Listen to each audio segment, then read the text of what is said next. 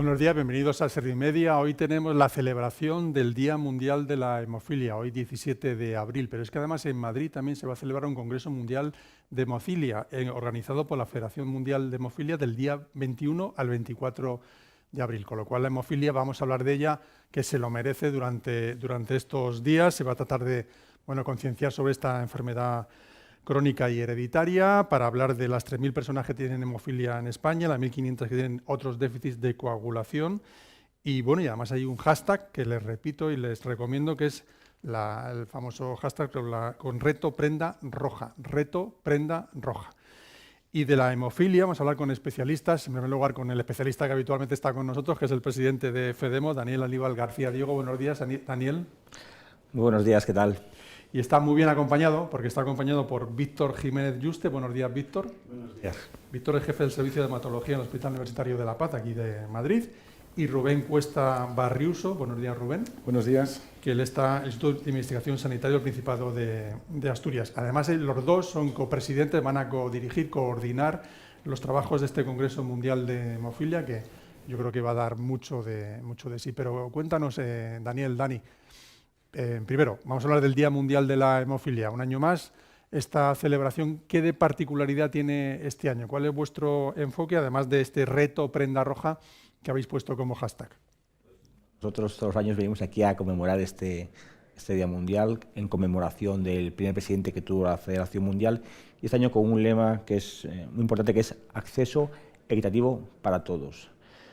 Antes, si recordáis, hablábamos de tratamiento para todos, una visión quizás más de medicamento y muy basado en la hemofilia, y hemos dado ese salto del acceso equitativo para todos, en el sentido de para todas las coagulopatías, no solamente la hemofilia. Bien has comentado que es una patología, la hemofilia quizás la mejor conocida, la que hay más datos, pero hay otras muchas coagulopatías congénitas, algunas muy prevalentes con la enfermedad de von Willebrand y otras muy minoritarias, pero que requieren muchísima atención. Me viene a la cabeza, por ejemplo, el déficit de factor 5, una patología pues ultra huérfana, la enfermedad de Glassman, no sé, hay muchas otras coagulopatías, muchas enfermedades que también aglutinamos en FEDEMO, que también nos preocupamos mucho este año, queremos tener mucho foco en que también tienen que tener acceso, ¿no? Y luego otro elemento que ya bien se ha tratado en esta casa recientemente, si no me equivoco, el último webinar, que es mujer y niña con coagulopatía, ¿no?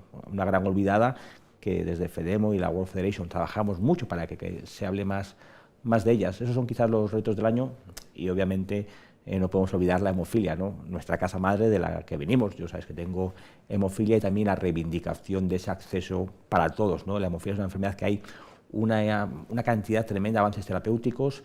España es un país líder en la investigación terapéutica en hemofilia, y a veces tenemos el problema del acceso, ¿no? Ahí también queremos esa equidad en el acceso con nuestros compañeros europeos, y también esa equidad interterritorial que sabemos bien los españoles que no siempre se consigue. Así, a grandes rasgos. Exactamente, el lema dice acceso equitativo para todos. Reconocemos todos los trastornos de la coagulación que tú comentabas, ¿no? Y además veo que vienes de rojo también. Sí, yo también hago el reto de la prenda roja y calcetines rojos, no tengo más ropa roja. Bueno, precisamente vamos a hablar de este acceso equitativo a este tipo de enfermedad con los dos especialistas, con Víctor y con Rubén. Víctor, ¿cómo estamos ahora mismo en esta situación de la hemofilia en España? Muchas gracias por invitarme. Nada, encantados. Una vez más, para celebrar este Día Mundial de la Hemofilia, como bien decías, el Congreso. Y en cuanto al acceso, ahora mismo España está bastante bien posicionada con el resto de los países europeos. Bien es cierto que siempre tenemos algún tipo de limitación, fundamentalmente debido a procesos y trámites internos. El tratamiento que reciben nuestros pacientes es bastante similar. Quedan algunas patologías, algunos tratamientos muy novedosos, como puede ser la terapia génica en este caso, que todavía están pendientes y en negociación de aprobación a nivel nacional, pero de alguna manera hemos tenido la suerte de ser un país líder en investigación también en este aspecto, y muchos de nuestros pacientes han tenido la oportunidad de participar en los ensayos clínicos, con lo cual podíamos resumir que, sin estar todavía al 100% con el resto de nuestros vecinos europeos, el acceso es bastante adecuado. Bien es cierto que nos queda solventar el acceso equitativo, como decía Daniel, es decir, que todos los centros de España tengan el mismo acceso, que eso no es verdad. Está ocurriendo una desigualdad a nivel de comunidades autónomas, pero bueno, estamos peleando en ello. Precisamente esto es un tema que hemos abordado muchas veces, ¿no? La paz es un privilegio, Asturias también, pero el que vive, no sé, en Burgos o en Albacete, creo que lo tiene un poco más difícil. El sistema también tenemos un sistema por comunidades autónomas. No sé cómo es la relación con vuestros compañeros de otros departamentos similares, en otros hospitales, en otros centros de salud, cómo podéis abordar este asunto y lógicamente no podemos tener hospitales en todos los sitios, ¿no? A lo mejor hay que hablar quizá de coordinación. Nosotros, la verdad que tenemos una relación excelente, somos una patología poco frecuente, con lo cual somos pocos los clínicos que nos dedicamos en comparación con otras especialidades, cardiología, endocrino. Tenemos una relación muy buena desde el punto de vista médico, tenemos coordinación fuera, muchas veces de los circuitos oficiales, a través de nuestros propios teléfonos móviles, pero lo que sí que es cierto es que ya hay creada una red de centros de referencia. El problema es, bueno, siempre la implantación real de esa red, ¿no? Porque podríamos trabajar en esa red.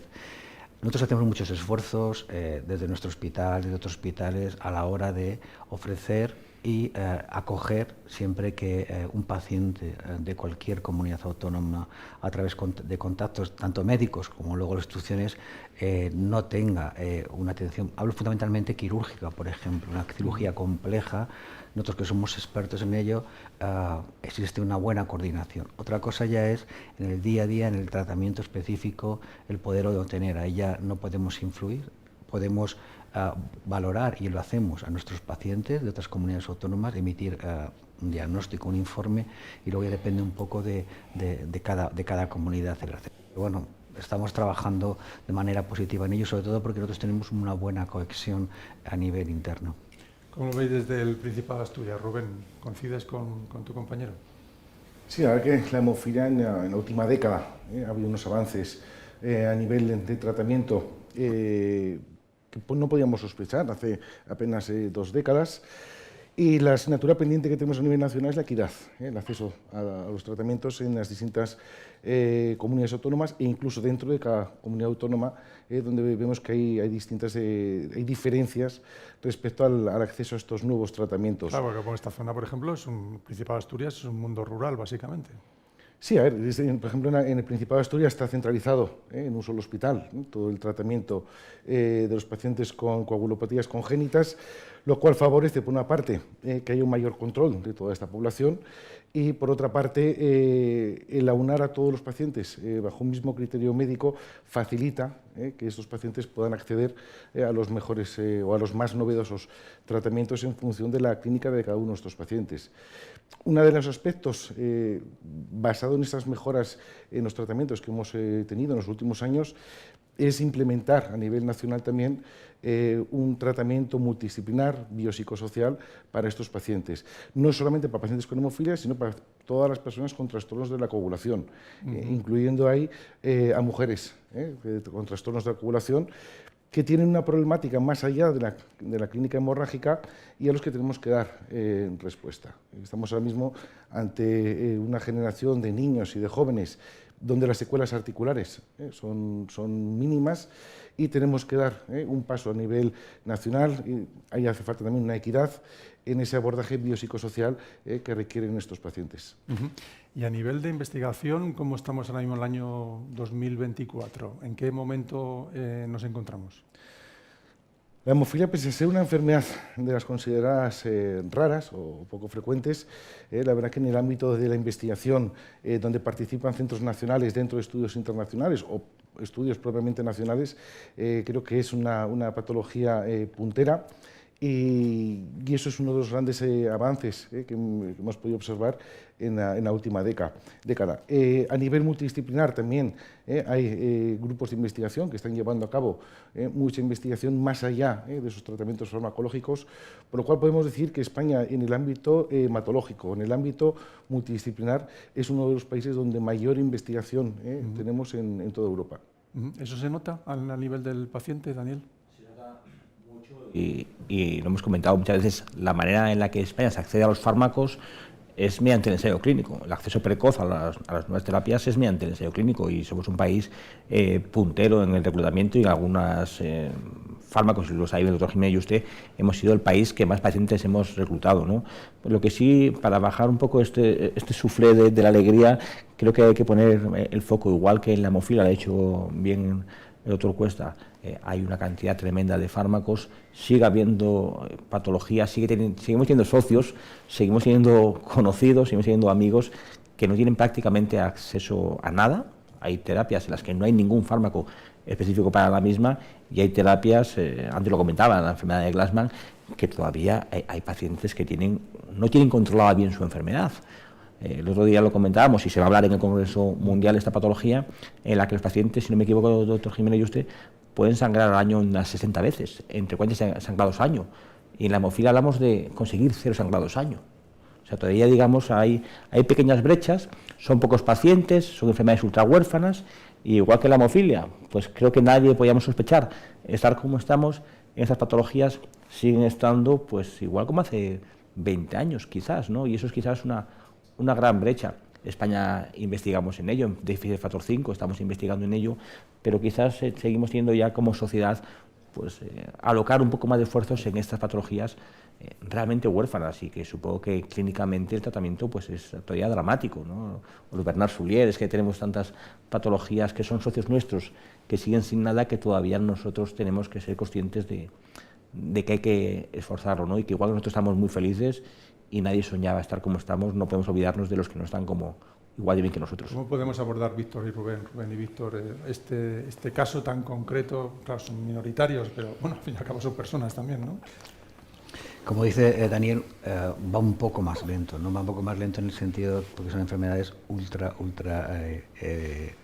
frecuentes, son muy pocos casos y es muy difícil muchas veces, aunque muchos grupos de investigación, aunque se está trabajando de manera, muchas veces los recursos también son importantes, es decir, cuando hay un grupo importante de pacientes como la hemofilia que ha tenido una trayectoria importante a lo largo del tiempo en el tratamiento, pues ha ido incrementando la investigación, sobre todo hablo a nivel de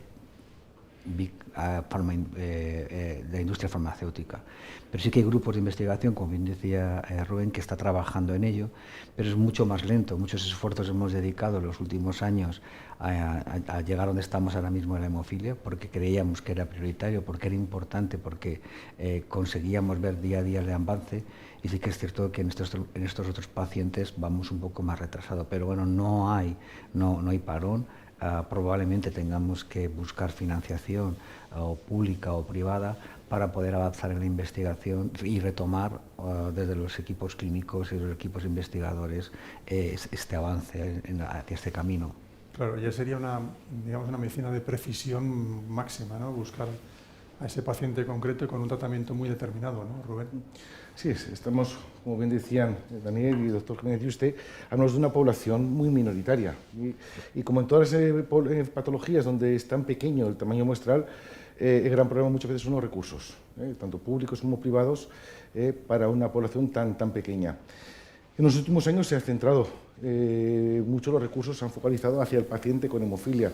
Hay esos trastornos más minoritarios con una población mucho menor, a partir de la cual en la próxima década hay que intentar, bien por la vía pública o bien por la inversión privada, conseguir ese tratamiento para esos pacientes.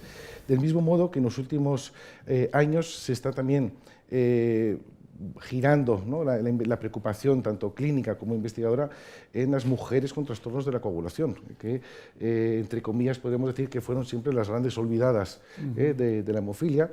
De hecho, se definía la enfermedad como una enfermedad que afecta a los varones y transmite en las mujeres. Y ese paradigma ha cambiado. Ahora hablamos de mujeres que tienen trastornos de la coagulación, a las cuales hay que evaluar, hay que hacer un seguimiento, un diagnóstico y muchas veces un tratamiento como lo que realmente son personas con trastornos de la coagulación. Y ese paradigma de enfermedad que solamente afecta a los hombres es algo que poco a poco estamos viendo implementado en los distintos hospitales de referencia en hemofilia, y creo que va a ser, de hecho, en el próximo Congreso Mundial de Hemofilia es uno de los temas que más se van a abordar, puesto que es una de las grandes preocupaciones que ahora mismo se aborda como una realidad que durante décadas estuvo, entre comillas, camuflada por la problemática del paciente varón con hemofilia, pero que hoy en día tenemos que actualizar, tenemos que abordar de una manera integral, igual que se ha hecho con los pacientes con hemofilia. Vale. Has comentado ya el Congreso, vamos a hablar del Congreso. ¿Qué otros temas consideráis importantes en este Congreso mundial? Reiterar mundial, no sé si es la primera vez, creo que no, ¿no? Ya se hizo una vez, ¿no, Daniel? Has hecho ya 2 veces, esta sea la tercera vez. Una vez fue en Madrid, en los años 80, y la última vez fue en Sevilla en el año 2002, o sea, hace ya 20 años que no teníamos un congreso en España, pero la verdad es que si ha habido congresos en España, y además han sido congresos históricamente muy relevantes. El Congreso de Madrid fue un congreso importantísimo por el momento en el que se realizó, y el Congreso de Sevilla, digamos, fue el inicio del milenio en el que ya, por ejemplo, hablamos de terapia génica en hemofilia, ¿no? En el año 2002, en el Congreso de Sevilla, ya se habla de terapia génica en hemofilia, ¿no? Es un congreso en el que, cuando vas a esos astras de aquel momento, dices, fue innovador y rompedor, ¿no? Temas de ahora ya se hablaban hace 20 años. Ahora quizás estamos poniendo la guinda en el pastel que se empezó a meter en el horno hace 20 años. Y hay que resaltar que se celebra en Madrid, ¿no? Si se celebra en Madrid será por algo, por vuestra federación, porque tenéis, bueno, sois activos, porque a lo mejor España es un país de referencia mundial. ¿Por qué se celebra en Madrid? Se celebra en Madrid porque la Federación Española de Hemofilia optó desde el principio por Madrid como ciudad candidata, y esto es un proceso transparente en el que hemos tenido que ser semifinalistas, finalistas, y finalmente se ha elegido Madrid. Y aquí, aunque soy cántabro, ya lo sabes, me sale un poco la vena de canto adoptivo. Madrid es la capital europea más americana, o la ciudad americana más europea. Somos puerta de entrada a América, frontera natural de África, con una conexión nueva con Asia tremenda. Tenemos IFEMA, que es un palacio de congresos muy interesante, y luego pues Madrid es el nuevo the place to be, ¿no? Donde todo el mundo quiere estar. O sea, hemos conseguido ese efecto Madrid, ¿no? Que todo el mundo quiera estar en Madrid, y por supuesto es Madrid. La Paz, el doctor Jiménez y usted como copresidente del programa médico, La Paz es uno de los grandes centros a nivel mundial de tratamiento de hemofilia. Si no me equivoco, doctor Jiménez, es el segundo centro europeo más grande en número de pacientes. O sea, hablamos de uno de los grandes centros europeos y a nivel mundial, lo cual, digamos, que le da mucho prestigio a la candidatura. Y también hay que reconocer que hemos tenido el apoyo institucional, el apoyo público para poder hacerlo, ¿no? Por lo tanto, esa es la razón. Y si me permites, llevamos unos, si no me equivoco, otro cuesta más de 13 años intentando organizar el Congreso en Madrid. O sea, ha sido una carrera de largo, ha sido una maratón, aunque ahora estamos en el sprint final, pero esto ha sido una maratón. Bueno, pero que también digo que tenéis un mérito desde FEDEMO, ¿no? Desde la Federación Española. ¿Algún mérito tendréis? Algún mérito tenemos, está claro, pero yo creo que esto es un mérito muy de la comunidad de la hemofilia. FEDEMO somos el país anfitrión y nos sentimos pues tremendamente orgullosos de que se haya hecho aquí, y se ha hecho aquí porque FEDEMO ha mandado la candidatura, ¿no? Pero creo que el éxito va a ser de la comunidad de la hemofilia. Y cuando digo la comunidad, creo que es importante tener en cuenta que es personal sanitario, industria, administración pública, o sea, toda la comunidad de hemofilia española va a estar en el centro de la hemofilia mundial durante una semana. Vamos a ser la capital mundial de la hemofilia, y muchas cosas buenas que hacemos que no eran conocidas van a ser conocidas, ¿no? Claro. Por cierto, ¿va a ir la ministra de Sanidad? No, la inauguración es el domingo. La ministra de Sanidad es el día, hay elecciones en el País Vasco, como sabes. Hay muchas personas, muchas personalidades políticas que están ese día en País Vasco, nos consta, y quien nos va a acompañar va a ser nuestra presidenta de honor, Su Alteza Real, la Duquesa de Soria, y su marido, el Duque de Soria, que estamos tremendamente orgullosos de sentir ese apoyo, ese cariño de nuestra presidenta de honor. Volvemos al comité científico. Rubén, ¿qué materias has comentado el tema de la mujer? Entiendo que nuevas terapias, no sé cuál va a ser. ¿Cuáles son los 2 o 3 temas fundamentales que consideras de este Congreso Mundial? Que fíjate, nos hablaba del de Sevilla, Daniel, con aquella terapia genética o génica, y ahora no sé en qué momento estáis. Bueno, decir que estamos al final de esta maratón, pero que en los últimos 7 años España y Madrid ha sido sede del Congreso Europeo de Hemofilia y del Congreso Musculoesquelético Internacional en Hemofilia, por lo cual eso dice mucho del trabajo que se hace en España, del trabajo que se hace desde la Federación Española de Hemofilia y desde los grandes hospitales que tenemos en nuestro país. Muchas veces en España somos muy críticos con nosotros mismos, pero creo que el hecho de que en 7 años Madrid haya sido sede de los 3 grandes eventos de hemofilia a nivel internacional y europeo dice mucho del trabajo que se hace en nuestro país. Respecto a los contenidos del Congreso, en el Comité de Personas con Trastornos de la Coagulación, en el que he tenido el placer de participar como co-chair, hay dos grandes bloques muy bien diferenciados. Por una parte está el aspecto musculoesquelético, puesto que estas secuelas articulares es la principal característica de los pacientes con trastornos de la coagulación, y por otra parte el abordaje multidisciplinar que incluye ese abordaje biopsicosocial que hablaba antes, desde aspectos psicológicos, cuidados y tratamiento desde el área de la enfermería y desde el área bucodental, que es uno de los aspectos que en hemofilia alguna vez se hablaba en los distintos congresos, pero que tiene una importancia y una relevancia importante para este colectivo.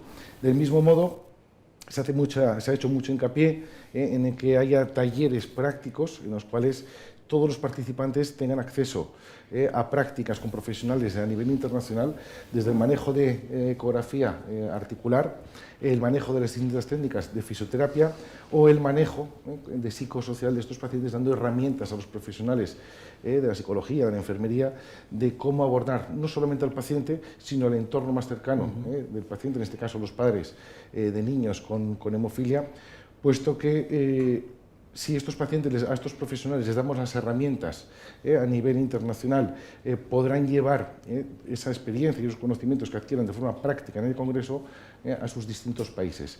Estamos hablando de que todos los talleres prácticos se han cubierto prácticamente al 100%, ha habido una gran demanda de los profesionales por participar en talleres de casi 2 horas y media de duración, y creemos que el programa aborda casi todas las perspectivas biopsicosociales de las personas con trastornos de la coagulación. Desde tu punto de vista, Víctor, bueno, aparte de coincidir, imagino, con tu compañero Rubén, ¿qué otros temas destacarías? Bueno, un poco coincido totalmente con Rubén. Yo creo que se ha puesto también foco un poco en esta pléyade de nuevas terapias y de nuevos objetivos en el mundo de la hemofilia. De alguna manera hacer una divulgación mucho más amplia, separar por diferentes patologías, por diferentes tratamientos y abordarlas, y sobre todo, bueno, intentar ver los pros y las contras.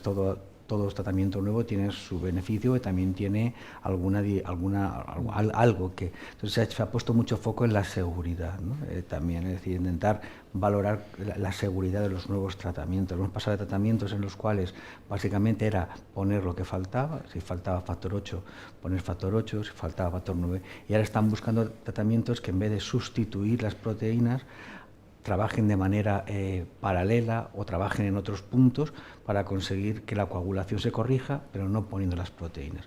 Eso no está exento de un nuevo mecanismo de acción, de unos nuevos conocimientos que, por suerte, muchos centros a nivel europeo, Estados Unidos o países de alguna manera que podamos decir desarrollados, podamos completar la información, porque al ser un congreso mundial, los asistentes vienen de países, primero, que no tienen acceso a esos fármacos, que van a estar en su armamento dentro de poco, y lo que vamos a hacer es un poco explicarles las ventajas, desventajas, y situar a los pacientes. Y el otro gran foco ahora mismo es esta búsqueda, de acuerdo, de una calidad de vida y de una coagulación o hemostasia, intentar de alguna manera normalizarla a los pacientes. Es un reto que tenemos. Hasta ahora hemos ido a buscar niveles que fueran suficientes para prevenir el sangrado articular, para prevenir, por supuesto, que la mortalidad se reduzca prácticamente a niveles muy bajos, pero ahora lo que estamos buscando es un nuevo foco que se va a manifestar en el Congreso, que es intentar en el futuro conseguir esta normalización de la vida de los pacientes, en el sentido que es un reto futuro, no sabemos si lo podemos conseguir más pronto o más tarde, de lo que se ha dado en llamar una vida libre, hasta a nivel mental, de la hemofilia, es decir, transformar nuestros pacientes en pacientes que no sean conscientes de ese trastorno de la enfermedad y les permita una integración y una calidad de vida relativamente similar o casi similar a la población normal. Yo creo que esos son los dos grandes focos, ¿no? Un poco valorar qué es lo que hay, cómo podemos utilizarlo, y finalmente, sí me gustaría también hablar de lo que se está llamando ahora los modelos de decisión terapéutica, en los cuales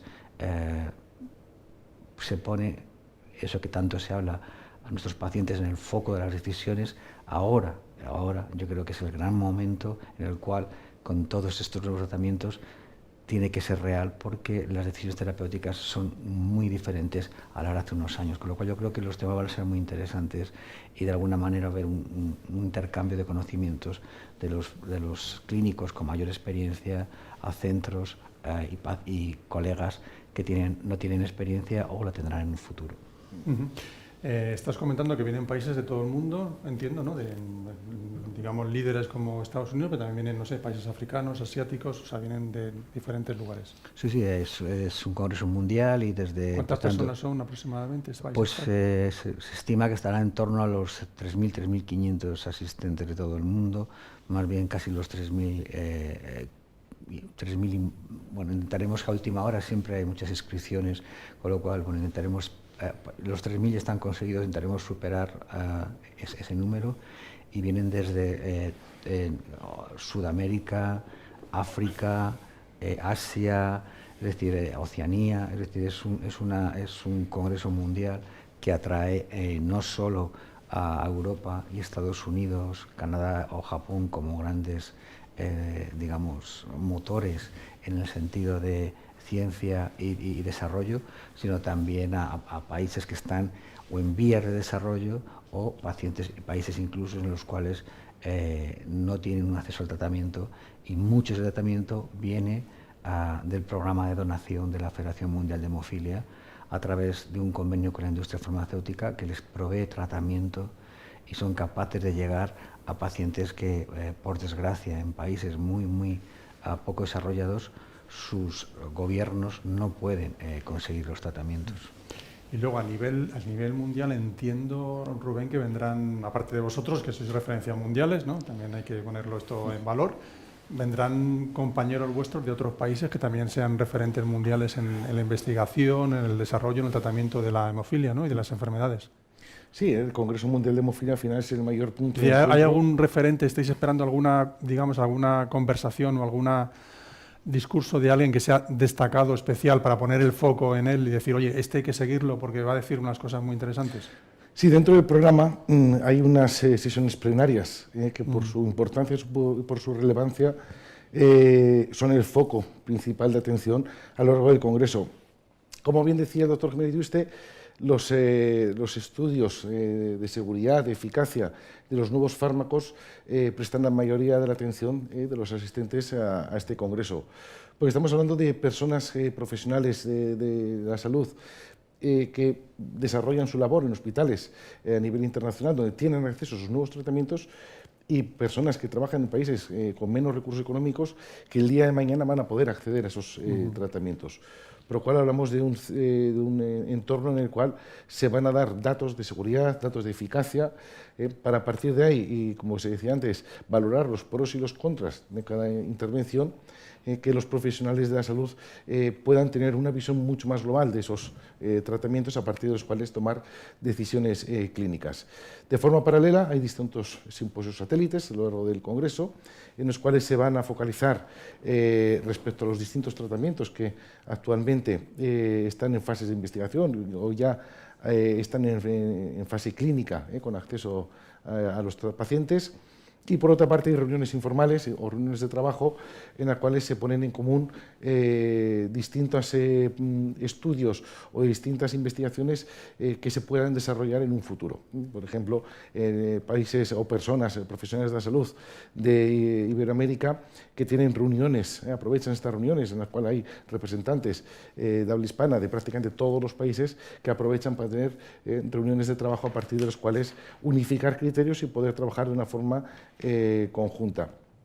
Este es un evento en el cual todos los pacientes, todos los profesionales tienen un objetivo muy claro, que es aprender y conocimientos para el abordaje de los pacientes, y por otra parte trasladar su experiencia a otros colegas de otros países, donde se puedan aunar, hay interacciones que permitan llevar a cada uno a su centro lo mejor que ha observado en otros colegas. Pero en esta línea, por ejemplo, en vuestro trabajo diario, ¿lo hacéis eso? Es decir, cuando, no sé, tenéis alguna duda o pensáis, yo qué sé, en Holanda o en Estados Unidos están haciendo este tratamiento, ¿Conectáis con algún compañero, habláis con ellos y le decís, oye, mira, estoy haciendo esto, vosotros cómo lo hacéis? No sé si cómo funcionáis ahora mismo a este nivel internacional. La gran ventaja que tiene la hemofilia es que como hay tan pocas pocos. personas que trabajen en el ámbito clínico, investigador, con pacientes con trastornos de la coagulación, prácticamente, en cada uno en su área de conocimiento, prácticamente nos conocemos a nivel internacional y tenemos la posibilidad de vernos en distintos eventos y congresos a nivel internacional. ¿Eso qué favorece? Que haya líneas de investigación conjuntas, que haya trabajo conjuntos multicéntricos, entre distintos países de un mismo continente o entre varios o países de distintos continentes, y eso favorece el intercambio de conocimientos y va a favorecer al final, en último lugar, al paciente, que es el objetivo final. Tu caso imagino que será igual, Víctor, ¿no? La ventaja que tenemos la comunidad médica que nos dedicamos a esto es que, bueno, son relaciones de tantos años los que llevamos ya una trayectoria, que hasta hemos creado hasta núcleos de amistad. Me refiero que en un mail mismo o en un WhatsApp inclusive, oye, mira, estamos viendo, digamos que tenemos la suerte de que los grandes líderes estamos... Bueno, ha sonado un poco presuntuoso. Los grandes líderes están bastante unidos y pueden difundir todo ese conocimiento, con lo cual es una gran ventaja. También es cierto que nos ha costado muchos años de posicionar a la hemofilia como comunidad, no solamente desde el punto de vista de rehabilitación, traumatológico, médico, de pacientes, de posicionarla en el lugar que tiene que estar a nivel internacional, y eso nos ha permitido, pues como decía Rubén, es una especie de retroalimentación en el cual vas participando, vas viendo que trabajamos bien a nivel nacional, que tenemos una capacidad de reclutamiento en ensayos, que lo hacemos las cosas bastante bien, que tenemos la capacidad de publicar, que difundimos nuestros conocimientos, y al final eso crea una red a nivel internacional en la cual nos permite lanzar una pregunta un día vía mail: ¿qué opináis todos sobre esto que estamos observando? Y puedes en 24 horas, cosa que antes necesitabas 1 año o 2 años llegar a un congreso para que se confirmara, poder intercambiar tus aspectos, fundamentalmente porque tienes la puerta o la llave de gente que sabe que te va a contestar y te va a decir la respuesta. La verdad que en eso somos privilegiados, o la comunidad de hemofilia en España es privilegiada por muchos medios, por FEDEMO, por todos los comités en los cuales estamos incluidos. Y luego antes lo comentaba Daniel, que la Paz también es un referente en muchas cosas, entiendo que también en esto, ¿no? Es decir, también ahí tenéis una suerte de tener un equipo un poco más grande, ¿no? Claro. Que podáis coordinar un trabajo mayor con otros hospitales o centros de fuera de España. Piensa que fue el primer centro que se abrió en España en los años 70 y, bueno, pues de alguna manera empezó a aglutinar el primer expertise a nivel nacional. Hoy, por suerte, tenemos centros de hemofilia que funcionan y tratan muy bien a lo largo de la geografía española. Pero bueno, esa tradición, por suerte, no se perdió, porque muchas veces los pioneros, bueno, pues digamos... Sí, avanzan en otra materia, efectivamente, ¿no? O se diluye su conocimiento, y aquí la verdad que hemos tenido la suerte de ir transmitiéndolo, y la ilusión y el interés, y seguimos siendo un centro importante, ya te digo, sin menospreciar a mis compañeros, al revés, que tenemos una gran conexión, y muchas veces crear la etiqueta ayuda muchísimo a la hora de luego abrirte fuera, camino, y no vengo de un sitio desconocido, sino que nos ha permitido, bueno, pues ayudar a muchos pacientes en España, a ayudarnos a muchos compañeros a que se integren en esa red, y yo creo que al final ha creado una comunidad tanto de pacientes, de rehabilitadores, de traumatólogos, de enfermería, de psicólogos, de farmacéuticos en España, con un nivel altísimo y comparable con el resto del entorno de Europa. Rubén, en vuestro hospital, el Hospital del Principado de Asturias, es un hospital también de un tamaño considerable. Bueno, el otro día fue famoso porque estuvo allí Pedro Sánchez y creo que le dijeron algo. No sé si estabas tú ese día en el... Pero digo que es un hospital de un tamaño, me estoy acordando, como el vuestro, por ejemplo, el de Toledo, el nuevo. O sea, que hay hospitales en España que también tienen ya un tamaño considerable, ¿no? Sí, en el Principado de Asturias está unificado el tratamiento de los pacientes con trastornos de coagulación. donde, sumando todos los trastornos de coagulación, se acerca a los 90 sujetos, aunque pacientes con hemofilia severa es un número bastante menor, y eso facilita al final que esté todo coordinado por un mismo profesional de la hematología, y eso facilita el diagnóstico, el tratamiento y el seguimiento que se realiza con otros profesionales médicos a nivel nacional. Sí que es verdad que hay que resaltar que en hemofilia el hecho de que casi todos los médicos hematólogos que tratan la hemofilia están coordinados bien por vías oficiales, entre comillas, o bien, como decía el doctor Jiménez Yuste, de forma directa, porque ya hay lazos de amistad, y eso favorece que ante una duda de un caso clínico, pues a nivel nacional, pues las dudas se puedan resolver o el planteamiento clínico se pueda resolver a la mayor brevedad posible. Eso es lo que favorece al final que, pese a la falta de equidad que hablábamos antes en los tratamientos, sí que es verdad que a la hora del diagnóstico y a la hora de unificar criterios respecto a cuando hay alguna sospecha clínica, pues la red de profesionales de la hematología facilita mucho que al paciente se le pueda dar una respuesta cuando se aparece un caso más complicado con alguna complicación terapéutica. Yo creo que, Dani, estás ahí tomando muchas notas, no sé, cuéntanos, a lo mejor quieres contarnos algo de... Es para aprender de estos expertos. Sí, me vas a permitir que ponga un ejemplo. Este fin de semana hemos estado en un evento, un grupo muy importante de médicos de España y de Portugal, ¿no? Se ha hablado en una discusión de novedades que la verdad que se habían hablado a nivel mundial ha sido hace 3 semanas. Que tenemos la capacidad de, porque hay médicos españoles líderes que están en esa discusión internacional, digamos, la última discusión internacional en un tema súper pequeño, que a nivel ya español se discuta por toda la comunidad en 3 semanas. Y es lo que comentaba el doctor Jiménez, eso antes hubiese tardado 1 año. Claro. Habernos enterado en el Congreso americano, en el World Federation, y hasta el próximo nacional no nos hubiésemos juntado. Pero es que en 2 semanas, en 3 semanas respecto a la publicación en la revista, ya se estaba discutiendo en un foro público. Y ya no discutiendo, sino que todos los que estaban en ese foro ya habían leído esa comunicación, ¿no? Eso creo que hace que esos tiempos se reduzcan. Y eso creo que en gran parte tiene que ver lo del doctor Jiménez Yuste, que hay hoy en día mucho clínico español, mucho líder de opinión español en esos grandes foros internacionales que hacen esa labor de difusión, ¿no? No sé si era Rubén el que lo comentaba, ¿no? Aprender y distribuir conocimiento. Y estos foros, al fin y al cabo, tienen ese gran valor, ¿no? El de la distribución de conocimiento, el de la labor social, ¿no? Dicen, ¿para qué voy a ir a un congreso mundial si puedo verme luego el artículo publicado en la revista? Pero no es igual la información que se transmite leyendo el paper en la revista que lo que se transmite en estas reuniones. Aprovechando tu palabra de formación y aprovechando que los dos sois profesores, creo, ¿no? de la materia, os quería preguntar en una doble vertiente, ¿no? No sé cómo va la formación de las nuevas generaciones y no sé cómo va la formación no ya del especialista que se especializa en tema de hemofilia, sino del médico en general. Por ejemplo, el médico de familia, que sí tiene conocimiento o cada vez tiene más conocimiento de la hemofilia, al tratarse un caso muy concreto, muy particular. Que es en la formación pregrado en la cual estamos integrados dentro de nuestra especialidad, que es amplia y bastante compleja, porque bueno, es una especialidad la hematología como tal, que coge desde los trastornos oncológicos a estos otros que hablamos de coagulación, hablando por la transfusión, hablando por el laboratorio. O sea, sí que es cierto que, por ejemplo, en el mismo programa se dedica casi un 20%, un 15-20% solamente lo que es los trastornos de la coagulación. Es decir, sí que tienen una representación en el programa pregrado.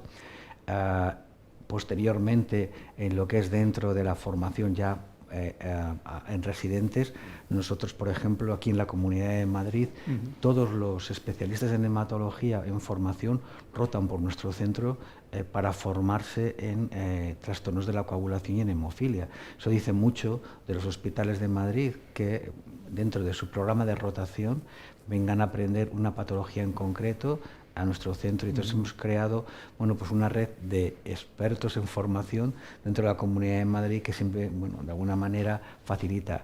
Y asimismo tenemos ahora mismo a compañeros de Sudamérica y otros países rotando con nosotros, con lo cual a veces es complejo porque los espacios son los que son, el tiempo es el que es, pero hacemos el mayor esfuerzo todos nosotros o todos los centros de España, de alguna manera, por tener a nuestros clínicos formados y conocedores de una patología rara, pero a la vez tan importante como es la hemofilia. Nos pregunta el público, que le tenemos en otra sala y que agradezco que especialmente esté con nosotros, también la gente que está conectada vía Teams, nuestro canal de YouTube también.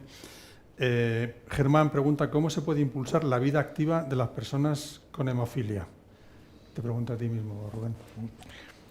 Bueno, ahora disponemos de unos tratamientos que permiten a los pacientes con hemofilia poder desarrollar actividades de la vida diaria con un menor riesgo de sangrados. Uno de los artículos más recientes que se ha publicado en el mes de marzo, hace un mes, del grupo de investigación de Utrecht, en Holanda, afirmaba que todos los pacientes que realicen una actividad física con un porcentaje de factor 8, factor 9 superior al 10%, el riesgo va disminuyendo de forma progresiva. Y esto tiene importancia en la actualidad. O sea, que hay que fomentar la actividad. Es importante, fundamental que los pacientes tengan una vida activa. El sedentarismo al final va en contra de... ¿Pero vida activa pueden hacer todo tipo de deporte o tienen, por ejemplo, un deporte de contacto, hay que intentar evitarlo? Claro, hay que fomentar por una parte la vida activa, pero teniendo en cuenta que el paciente es un paciente con hemofilia, que tiene unas secuelas articulares en función de su estado físico y que tiene un riesgo que va a ir asociado a ese trastorno de la coagulación. Hace falta asesoramiento, hace falta que haya un acuerdo, cuando hablamos de un niño o un adulto, entre ese niño y ese adulto a la hora de ver qué actividad puede realizar, en qué condiciones y con qué grado de protección respecto a ese tratamiento profiláctico que en la mayoría de los casos vemos. Ahora disponemos, casi todos los pacientes, de aplicaciones móviles que te van indicando qué porcentaje tienes en ese momento de factor 8, factor 9 en sangre. Hay que fomentar que los pacientes sean conscientes de que a partir de ese porcentaje que tienen, el grado de actividad que pueden desarrollar es mayor o menor. Pero fundamental que todos los pacientes con hemofilia tengan una vida activa y no sedentaria, porque por una parte evitamos el sobrepeso y por otra parte evitamos que ese sedentarismo complique aún más ese cuadro de artropatía hemofílica cuando se ha desarrollado ya y que mantenga el aparato musculoesquelético, el aparato locomotor, en las mejores condiciones posibles. ¿Tú, Daniel, lo cumples esto o eres de los que miras para otro lado? Lo intento y lo cumplo más.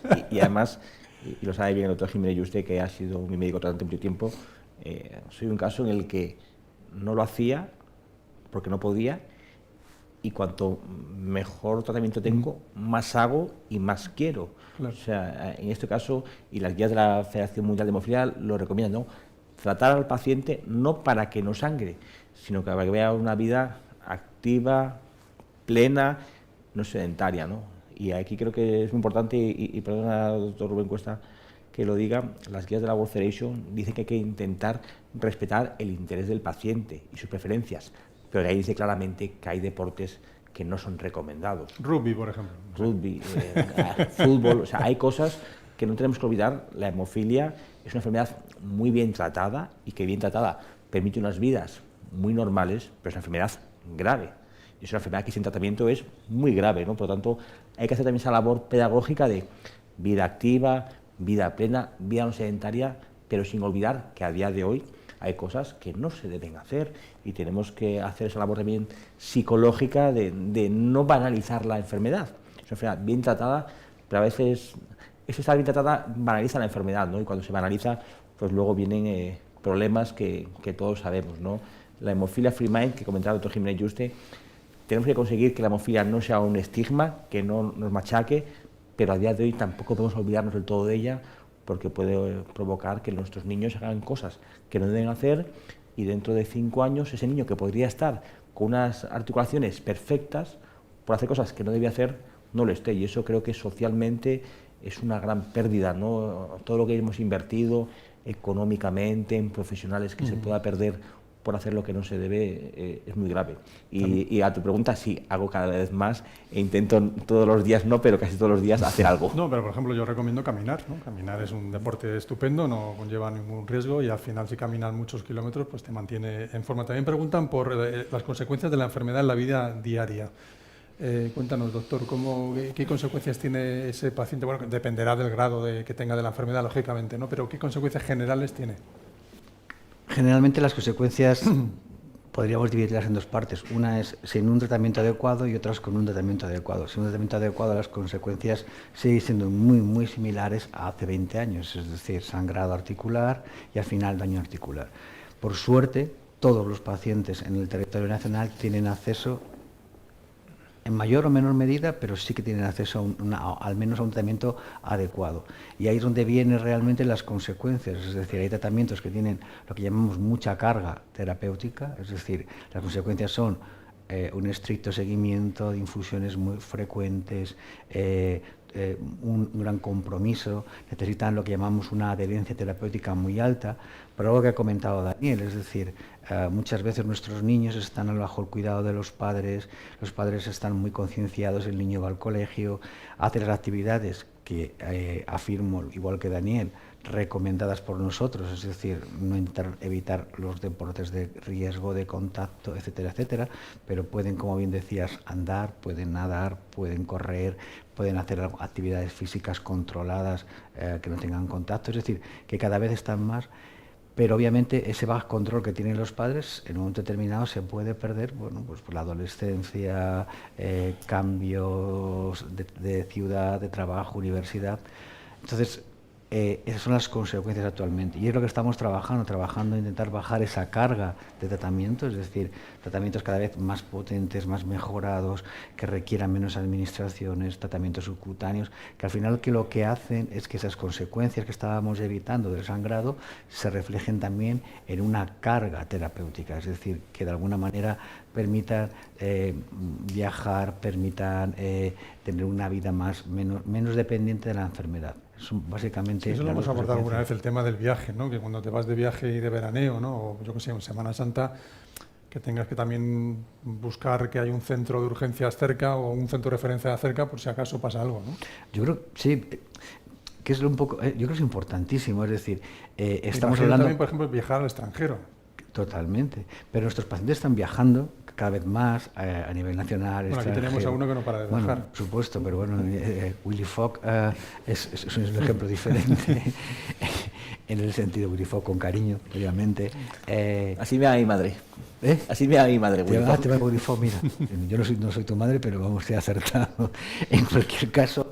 Pero bueno, él puede ser un ejemplo a seguir, es decir, si uno tiene cuidado, si tiene medidas, toma precauciones, si es consciente de sus limitaciones, si es consciente de la patología que tiene, que está muy bien tratado, nadie le impide hacer todo eso. Ahora, requiere informes médicos adecuados por nuestra parte para cruzar aduanas, requiere informes médicos para explicar muy bien su situación, requiere, la World Federation lo tiene organizado, nosotros también, a través de una aplicación en la cual puede consultar cuáles son los centros de referencia en otros países. Es decir, todo bajo un control es posible, siempre con unas limitaciones, es decir, un paciente nuestro no puede ir a correr el Ironman en Zambia.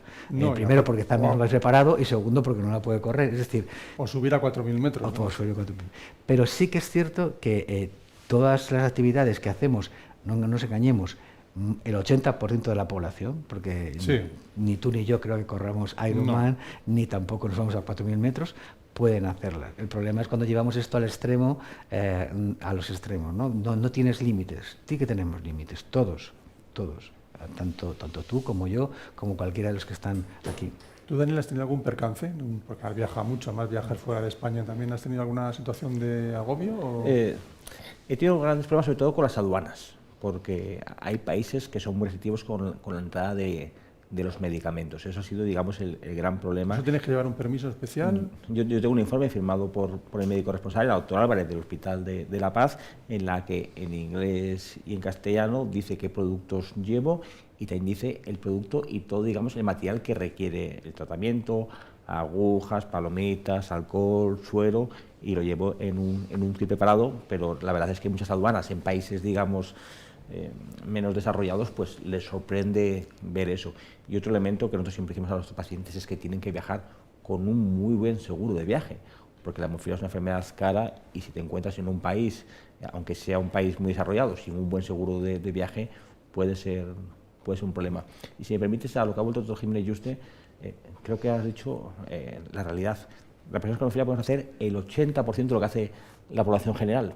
Centrémonos en eso que podemos hacer, disfrutémoslo y no queramos escalar Everest y hacer cosas que no hacen gran parte de la población.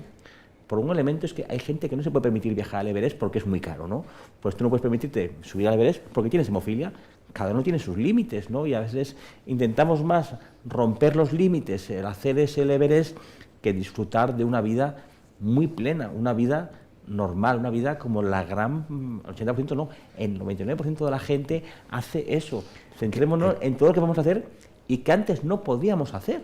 Es que antes no podíamos hacer el 50% de la vida normal. Ahora hacemos el 99% y a veces nos dedicamos más en quejarnos de ese 1% que no podemos hacer que en hacer lo que podemos, ¿no? Y ahí creo que también FEDEMO, los médicos, rehabilitadores, fisioterapeutas, tenemos mucho, ¿no? En poner en valor todo lo que se puede hacer y respetar los límites que tenemos. Igual en un futuro, igual dentro de 50 años estamos aquí y decimos no hay ningún límite, bienvenido sea, pero a día de hoy los tenemos. Cuando llegan tus pacientes, Rubén, en esta vida diaria, en estos viajes, ¿tienen muchas dudas o ya son personas, como decías antes, que además ya hay una aplicación que, digamos, lo tienen ya controlado, o alguno hay que espabilarle y decir, oye, que tienes una responsabilidad tú también, para no solo contigo, sino tu familia, para llevar una vida adecuada? Los pacientes adultos, yo siempre he dicho, un paciente adulto con 50 años es el mejor experto en hemofilia, conoce perfectamente la clínica, las secuelas de la enfermedad. Entonces, lo que hay que hacer en los pacientes que tienen una secuela más o menos avanzada es fomentar, animar a que con estos nuevos tratamientos haga lo que no pudo hacer cuando tenía 10, 20, 30 años, una vida activa y una vida normalizada. ¿Qué nos pasa en los niños, en los adolescentes? Y al hilo de lo que se hablaba ahora, son niños o jóvenes que no han tenido un sangrado, que no han visto la realidad clínica de una hemofilia no tratada o mal tratada, por lo cual no tienen miedo a sus sangrados porque nunca les han tenido. Entonces, la labor de educación que hace falta en estos pacientes que no tienen experiencias previas de sangrados, de martros, es decir, bueno, puedes hacer muchas actividades, pero tienes una profilaxis, un tratamiento muy bueno, pero sigues siendo una persona con hemofilia, sigues teniendo un riesgo de sangrado y no puedes hacer mucho más de lo que haces o debes hacer, porque la espada de Damocles en hemofilia está ahí.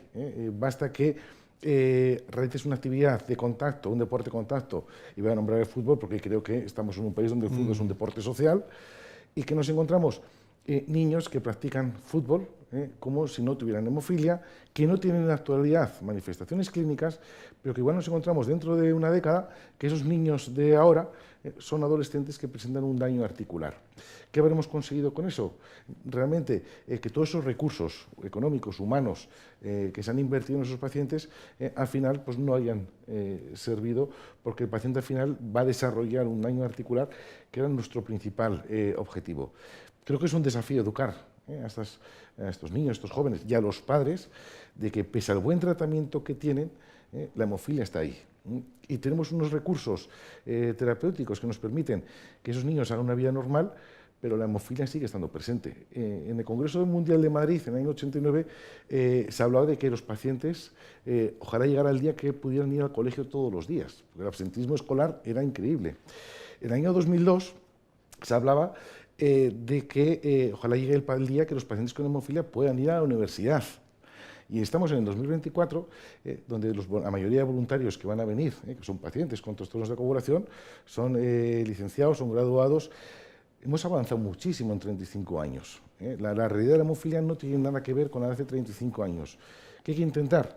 Que esta nueva generación sea la primera generación de niños, en este caso, que llegue a la edad adulta sin esas secuelas características de la hemofilia, pero para eso hace falta involucrar a los padres, a los propios niños como centro de la atención, y que todo el equipo multidisciplinar que trabaja con estos pacientes hablemos el mismo idioma. Claro. Hay seguridad y hay que intentar que este niño tenga una vida normal, pero ojo, la hemofilia sigue estando ahí y no hay que fomentar aquellas actividades o deportes que supongan un riesgo para estos. Bueno, pues ya llevamos una hora de conversación, ya tenemos que dejarlo aquí. No sé si quieres, Daniel, decir alguna última el último mensaje Solo- con el reto este para prenda roja. Solo, además del reto, que compartimos a que se ponga una prenda roja y la suban a Twitter, poner en valor el Congreso Mundial y un elemento ha salido, ¿no?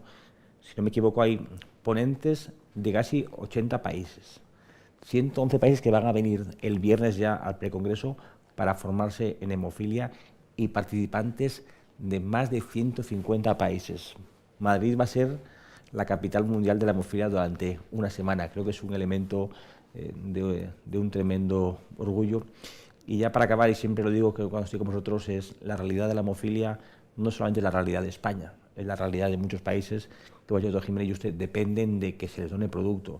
Sigue habiendo personas con hemofilia que fallecen a día de hoy por motivos de la hemofilia y sigue habiendo personas, recientemente se ha comunicado, que siguen teniendo infecciones por usar tratamientos no seguros, crioprecipitados en Nepal recientemente, ¿no? Por lo tanto, tenemos que focalizarnos también en dar ese apoyo a esos países y este Congreso Mundial en gran parte es para ello, ¿no?